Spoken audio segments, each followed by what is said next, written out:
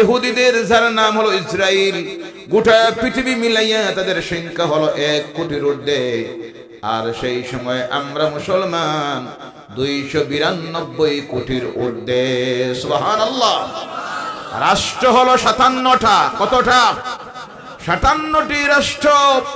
292 কোটির মুসলমান থাকার পর এদের ইমানি কোনো শক্তি নাই, কোনো জজবা নাই।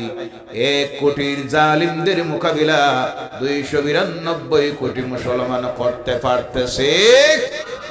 এর জন্য তারা তাদের অপসংস্কৃতি, ওয়েস্টার্ন সিভিলাইজেশন, পাশ্চাত্যের অপসংস্কৃতি, বেহায়াপনা, নির্লজ্জতাকে টেলিভিশনের মাধ্যমে, মোবাইলের মাধ্যমে, বিভিন্ন সোশ্যাল মিডিয়ার মাধ্যমে আমাদের সমাজে ঢুকাইয়া দিয়া ওটা সমাজের যুবকদেরকে বিপদে পরিচালিত করে গুমরাহির রাস্তায় নিয়ে গেছে।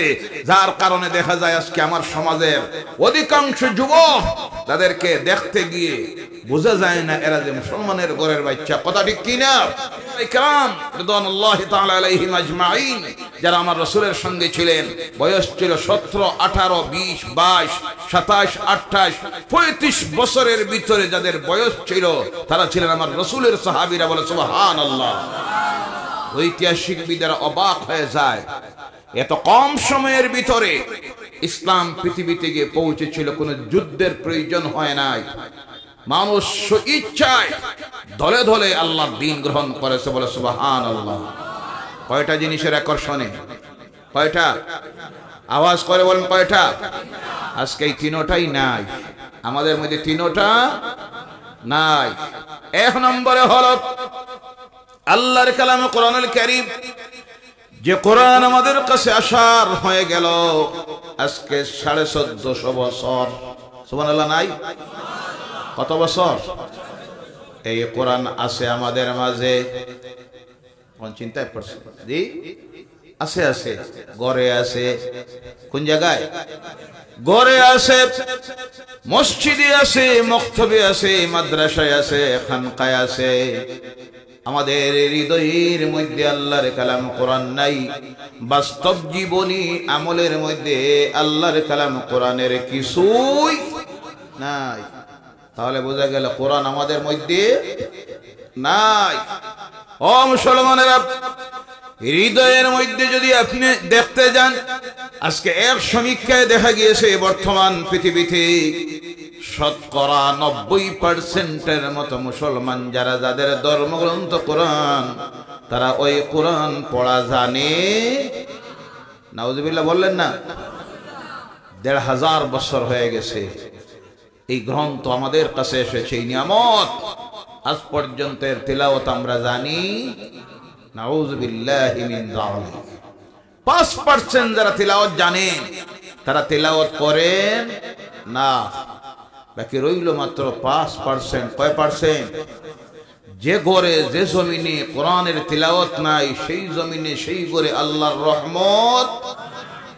যেখানে কোরআন নাই সেখানে লানত, আল্লাহর লানত। সেখানে যে জমিনে, যে ঘরে কোরআন প্রতিষ্ঠিত হয়ে যায়, কোরআন দিয়ে যে মানুষটা চলে, যে পরিবার চলে, যে সমাজ চলে, সেই পরিবারে, সেই সমাজে আল্লাহর রহমত আর বরকত নাজিল হইতে থাকে। আজকে যখন ওই মুসলমান 90% মুসলমানের কাছ থেকে কোরআনের বিদায় হয়ে গেছে, যে ঘরে কোরআনের তিলাওয়াত নাই, যে সমাজে কোরআনের আইন নাই, যে মহল্লায় কোরআনের আইন নাই, যে রাষ্ট্রে কোরআনের আইন নাই, সেই রাষ্ট্রে, সেই সমাজে, সেই পরিবারে আল্লাহর লানত অবতীর্ণ হয়, সেখানে শান্তি। তার বাস্তব প্রমাণ আমি অনেক সময় দেই। মাহফিলে অনেক সময় যখন আলোচনা করি, 2 ঘন্টার আলোচনার ভিতরে অনেক সময় হয় 5 বার কারেন্ট যায়। কয়বার? কয়বার যায়? এটা হইল ডিজিটাল ইন্ডিয়া। কোন ইন্ডিয়া? যেভাবে চলতেছে ডিজিটাল হইয়া আরো 4-5-7 বছর পরে বিশ্বের 1 নম্বর রাষ্ট্র হয়ে যাবে। কয় নম্বর? উন্নতির দিক দিয়ে না অবনতির দিক দিয়ে সেটা কিন্তু বলছি না, 1 নম্বরে যাইব। কয় নম্বরে? কোন দিক দিয়ে যাইব এটা আপনারা বিবেচনা করতেছেন, আপনাদের জানা আছে, দেখতেছেন। কথা ঠিক কিনা? দুঃখ লাগে, আফসোস লাগে। এই দেশ স্বাধীন হয়েছে, আমাদের পূর্ববর্তী উলামায়ে কেরামদের পীর বুজুর্গদের রক্তের বিনিময়ে শাহাদাতের বিনিময়ে বলে সুবহানাল্লাহ। এই দেশের কোনো ক্ষতি হোক আমরা বরদাস্ত করতে পারবো, সহ্য করতে পারি। সবচেয়ে বেশি যাদের এই দেশের সঙ্গে মহব্বত ভালোবাসা তারা মুসলমান। তারা কারা? কারণ তারা এই দেশকে এমন দেশ বানিয়েছে যে দেশে বিভিন্ন রাজ্য ছিল, বিভিন্ন রাজার অধীনে শাসিত ছিল। সমস্ত রাজাদের কাছ থেকে ঐক্যবদ্ধ অখণ্ড ভারত তৈরি করেছিল যারা, তারা ছিল মুসলমানরা যারা, বলে সুবহানাল্লাহ। অখণ্ড ভারত প্রতিষ্ঠিত করেছে মুসলমানেরা, সুবহানাল্লাহ নাই। ইতিহাসকে বিকৃত করে দেওয়া হয়েছে, সেটা অন্য সাবজেক্ট, সেদিকে আমি যাচ্ছি না। আমার বলার উদ্দেশ্য হলো, এরপর সেই দিন বললাম আসার সময় রাস্তায় সাইড জায়গায় লাগলো ট্রাফিক জ্যাম। কি জ্যাম? Traffic jam. পুলিশ আছে, নিধিরাম সর্দার, কুরশলে একটা লাঠি একটা হাতে, যান মনে লয় যেভাবে গাড়ি লাগায়। এক একখানে দেখা যায় 4 লাইন 5 লাইন, এদিকে 4 লাইন ওদিকে 4 লাইন, যাওয়ার কোনো রাস্তা নাই। তখন আমার মনে পড়লো সৌদি আরবে আপনারা অনেক গিয়েছেন, অনেকে ব্যবসা সূত্রে গিয়েছেন, চাকরি সূত্রে গিয়েছেন, হজের সফরে গিয়েছেন। আপনারা বলুন তো, এখানে 1 মাস 10 দিন 15 দিন 20 দিন 40 দিন থাকলেন, আল্লাহর কসম করে বলুন 1 সেকেন্ডের জন্য বিদ্যুৎ যাওয়া দেখেছেন আপনারা? কথা বলেন নাই? সুবহানাল্লাহ বলেন। কারণ সেখানে আছে আল্লাহর কালাম, কোরআনের আইন। সুবহানাল্লাহ। কিসের আইন? কোরআনের আইন। সেখানে আছে আল্লাহর রহমত আর বরকত। সুবহানাল্লাহ, সুবহানাল্লাহ। অবাক হলাম আমি তখন। আমার পাশের এক দাঁড়িয়ে আছে আরেক ভদ্রলোক, গাড়ির থেকে নেমে, হিন্দু ভদ্রলোক। আমি বললাম, ওই যে অবস্থাটা আপনি শুনলে অবাক হবেন, সৌদি আরব যেখানে লক্ষ লক্ষ গাড়ি, লক্ষ লক্ষ গাড়ি, ট্রাফিকে কোনো পুলিশ নাই, রেড লাইট জ্বলে 1 মিনিট, কয় মিনিট? 1 মিনিট, হাজার হাজার গাড়ি বন্ধ হয়ে যায়। আবার ইয়েলো লাইট জ্বলে যখন, সব গাড়ি রওনা করে দেয়। ট্রাফিক জ্যাম বলতে কিছুই নাই, বলে সুবহানাল্লাহ। শান্তির পরিবেশ, কারণ সেখানে বর্ষিত হচ্ছে আল্লাহর রহমত, কারণ আছে সেখানে আল্লাহর কালাম, কোরআনের আইন, বলে সুবহানাল্লাহ। তার বাস্তব প্রমাণ দুইটা দেশকে মিলাইলে দেখা যায়, যেখানে কোরআন নাই, আল্লাহর আইন নাই, সেখানে অশান্তি, আল্লাহর লানত, যার কারণে যার মনে লয় তা করতেছে, কোনো বিচার নাই, ইনসাফ নাই। ও আমার ভাইয়েরা মুসলমানেরা, ঐতিহাসিকবিদের অবাক হয়ে যায়। 1 নম্বরে বলতেছিলাম, হৃদয়ের মধ্য থেকে কোরআনের বিদায় হয়ে গেছে। 2 নম্বরে বাস্তব জীবনের মধ্যে আজকে 95% মুসলমান আমরা যারা, আমাদের মধ্যে আল্লাহর কালাম, কোরআনের আইন নাই। কোরআন যা বলেছে করো, আমরা একটাও করি না। আর কোরআন যা বলেছে করিও না, সব আমরা করি। কথা ঠিক না? ও আমার ভাইয়েরা মুসলমানেরা, ঈমান আনার পর 1 নম্বরে ইসলামের বিধান হলো, আল্লাহর আইন হলো, কোরআনের নির্দেশনা হলো, রোজে পড়তে হয় 5 ওয়াক্তের নামাজ। কয়? আওয়াজ করে বলুন, আজকে শতকরা কত পার্সেন্ট মুসলমান 5 ওয়াক্তের নামাজ পড়ে? 5%। কয় পার্সেন্ট? বেশ কইলাম না কম? কথা বোঝা যান না? আপনারা ইনসাফে সেই জবাব দেন, কয় পার্সেন্ট 5 ওয়াক্তের নামাজে? কয় পার্সেন্ট? 5? আরো কম। তার বাস্তব প্রমাণ, একটা মহল্লায় জিজ্ঞাসা করেন কত পরিবার? হুজুর 200 পরিবার। নামাজ ফরজ কতজন মানুষ? বলে 300-এর মতো মানুষ। কতজন? আওয়াজ করে বলেন কতজন? 300। ফজরের নামাজে হাজির হইল 5 জন। নাউজুবিল্লাহ নাই? কয়জন? তাতে বুঝা গেল প্রকৃত নামাজি এই মহল্লায় কয়জন? 295 জন হলো বেনামাজি। ইনসাফের সহিত জবাব দেন, একটা মহল্লার যদি এই অবস্থা হয়, তাহলে ওই মহল্লার উপরে আল্লাহর রহমত না আল্লাহর লানত? কোনটা? আল্লাহর লানত যেখানে বর্ষিত হচ্ছে সেখানে শান্তির বিদায় হয়ে গেছে। কার বিদায় হয়ে গেছে? শান্তির বিদায় হয়ে গেছে। অনেকের মনের মধ্যে আবার প্রশ্ন আসতে পারে, হুজুর আমরা তো সপ্তাহে কিছু পড়ি, রমজান আসলে পড়ি, যারা তো আল্লাহ মানলই না, এক ওয়াক্তের পড়ে না, তাদের উপরে কি আল্লাহর লানত? তাদেরকে কেন আল্লাহ বাড়াইয়া দেয়? তার প্রমাণ হলো কুরবানির জন্তু খরিদ করতে আপনারা যখন বাজারে যান, যাওয়ার পরে কোনটা চাইন, যেটা দুর্বল ওটা না তাজাটা? বাড়িতে আনার পরে দেখা গেল জবে করার এখনো 7 দিন বাকি। কয়দিন?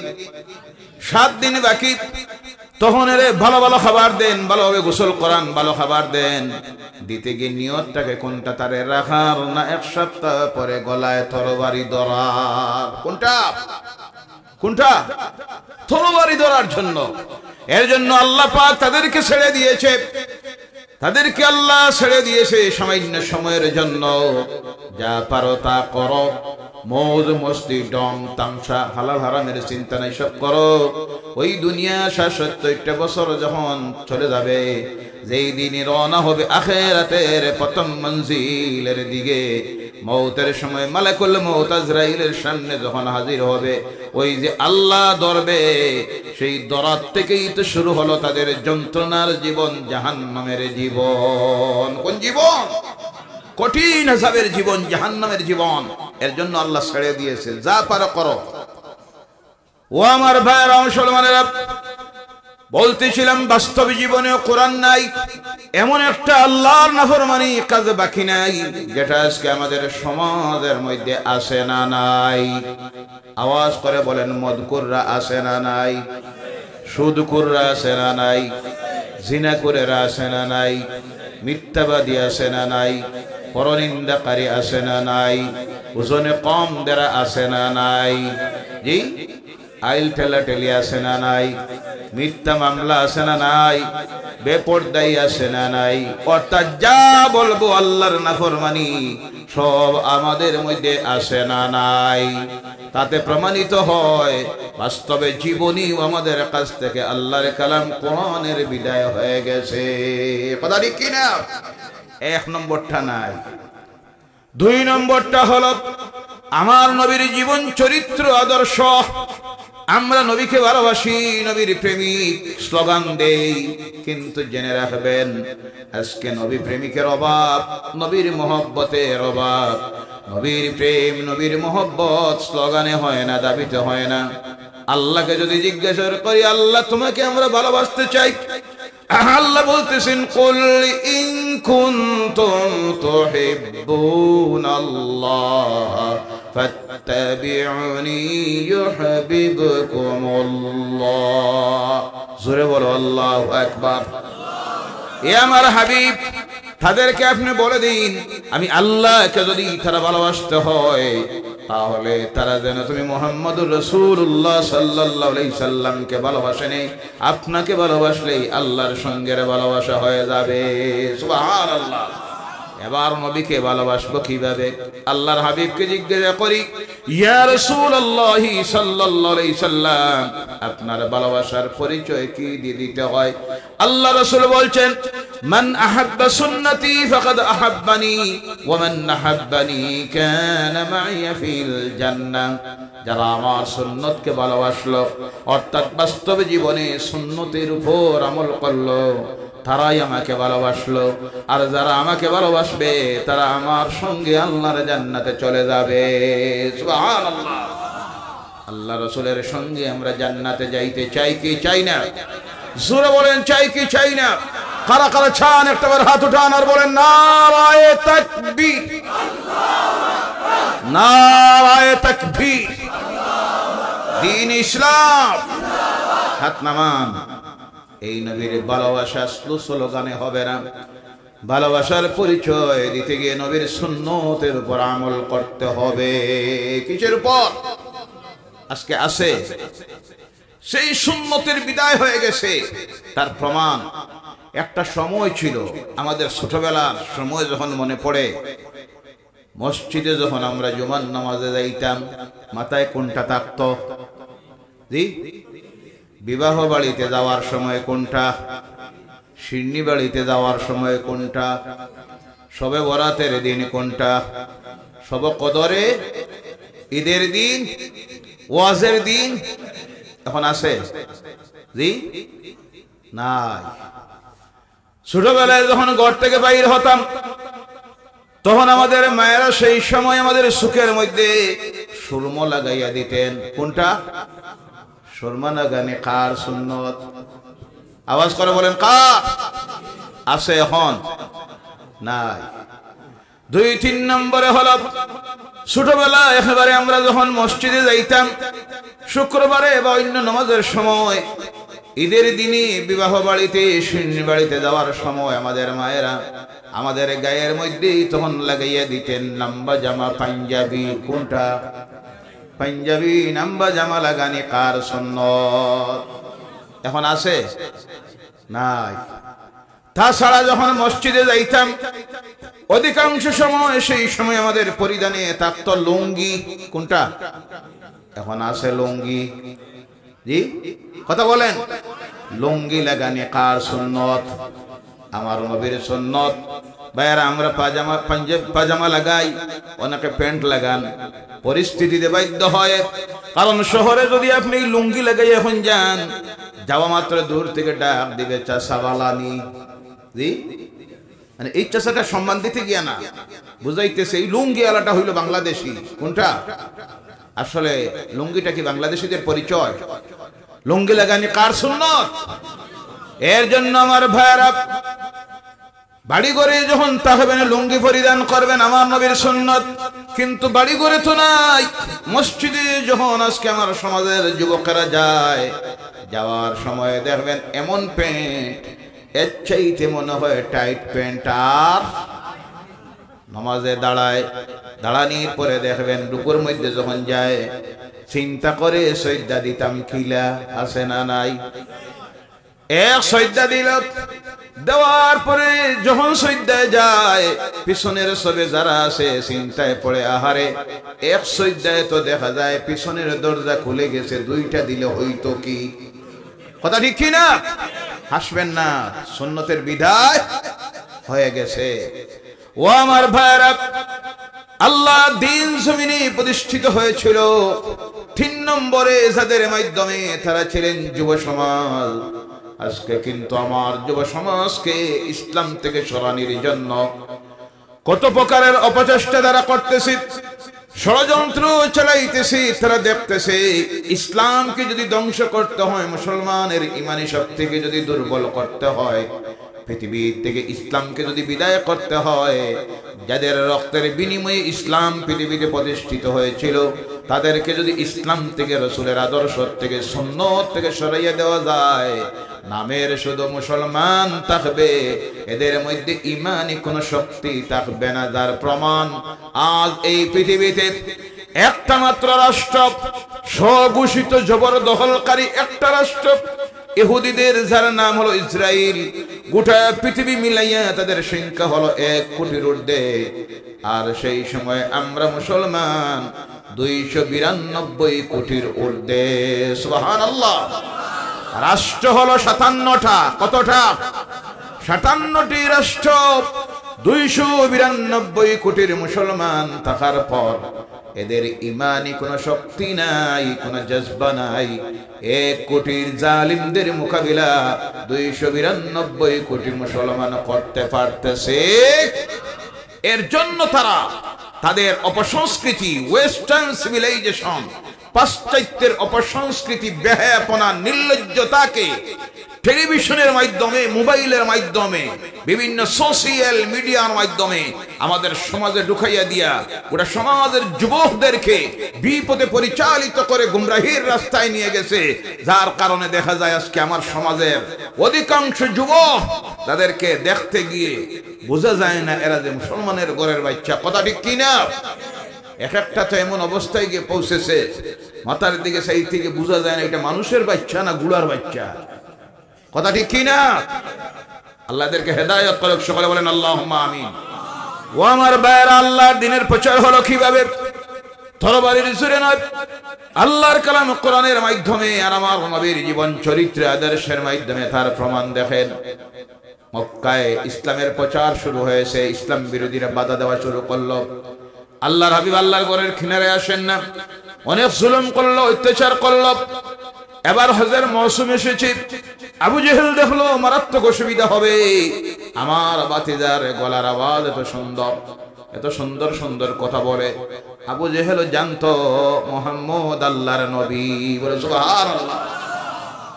কিন্তু ক্ষমতার স্বার্থে, ব্যক্তি হিংসায়, ক্ষমতা চলে যাওয়ার ভয়ে, নেতৃত্ব চলে যাওয়ার ভয়ে আমার নবীকে নবী হিসাবে স্বীকার করতো না। বলেন নাউযুবিল্লাহ।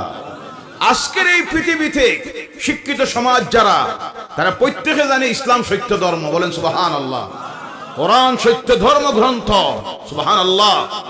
বিশ্বের সর্বশ্রেষ্ঠ মানব, মানবতার প্রতি মুহাম্মদুর রাসূলুল্লাহ সাল্লাল্লাহু আলাইহি সাল্লাম প্রত্যেকটা শিক্ষিত মানুষ জানে, কিন্তু ঈমান আনতেছে না। কেউ রাজনীতির স্বার্থে, কেউ ব্যবসার স্বার্থে, কেউ পারিবারিক প্রতিবন্ধকতার কারণে, কেউ দেখতেছে ঈমান আনলে পরে যেসব ঝামেলা আছে, এই সব কারণে ঈমান আনতেছে না।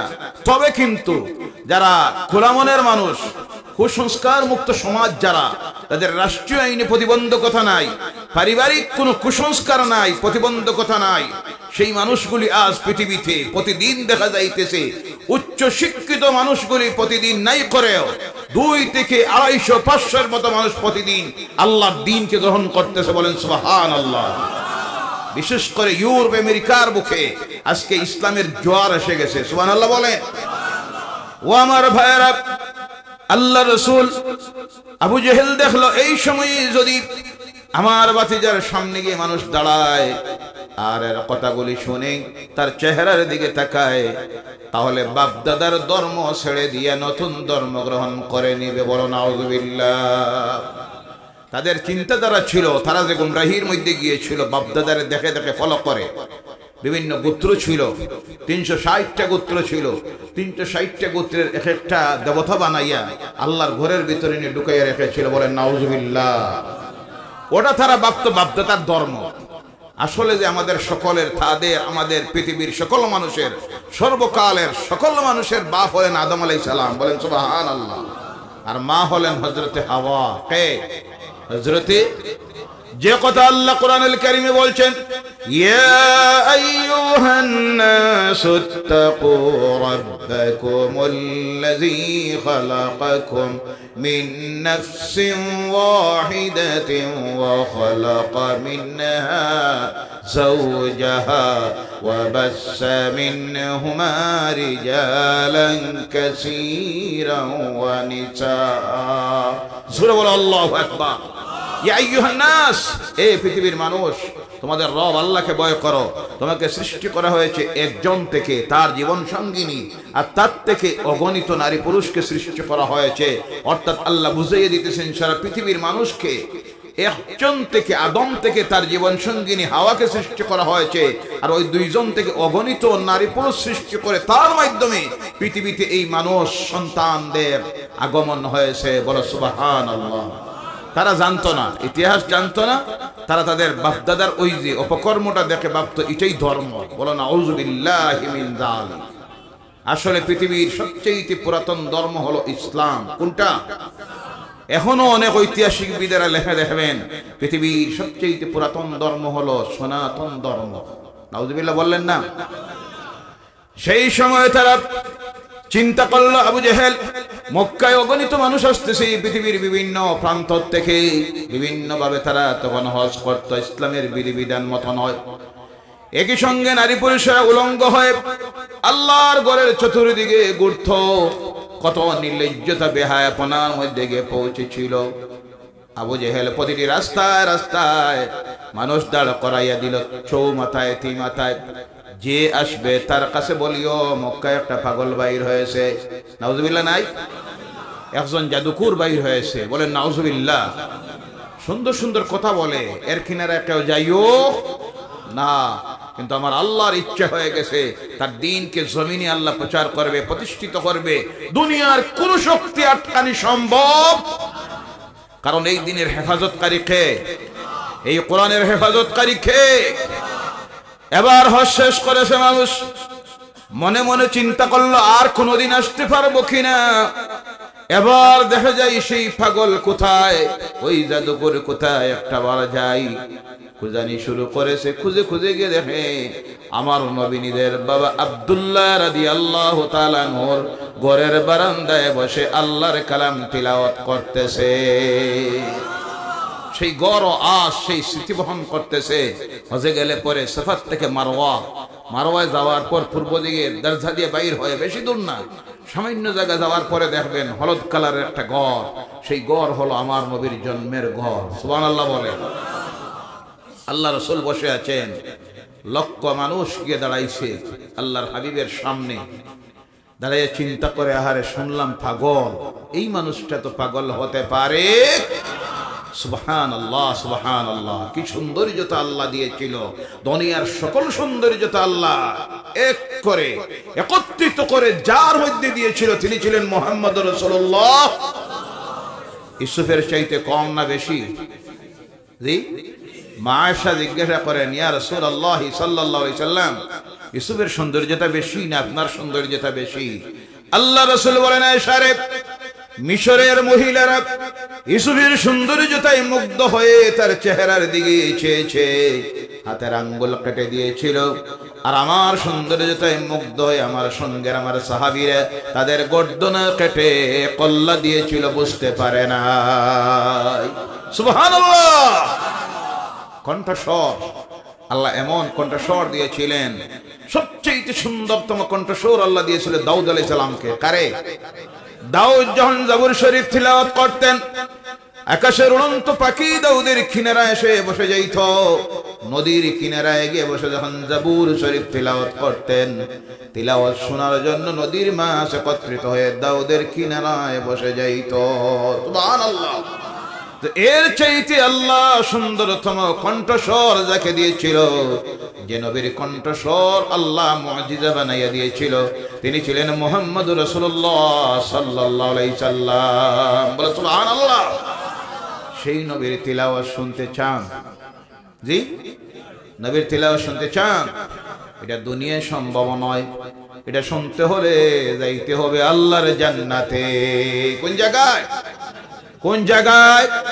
বেহেশতে। কোন জায়গায়? বেহেশতে যাইতে চাই কি চাই না? সব সব।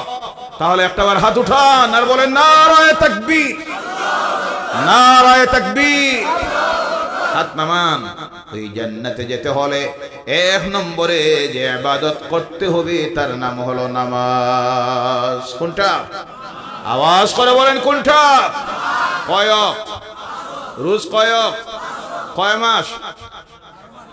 কয় মাস? এক মাস? রোজা মাস? ঈদের দিন থেকে বিদায়? জি, চলেনি না? না,